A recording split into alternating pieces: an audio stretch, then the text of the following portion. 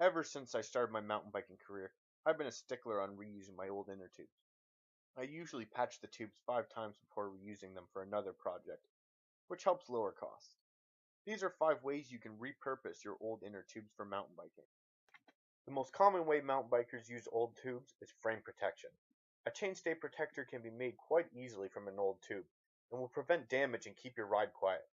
I have a purpose-built protector made by Lizard Skins on my bike already, so I use small bits of tube to cover the areas that are exposed. Most bikes nowadays come with dropper posts. Over the last few years they have become more reliable and maintenance-free.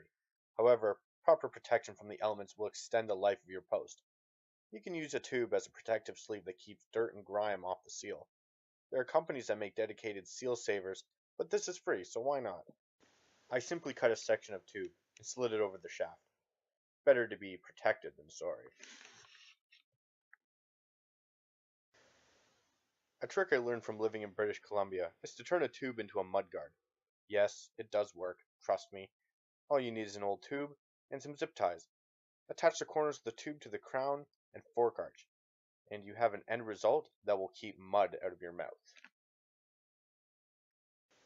This summer has been particularly rainy, so I've gotten a lot of use out of this homemade mudguard. While it's not perfect, it will save you a couple bucks.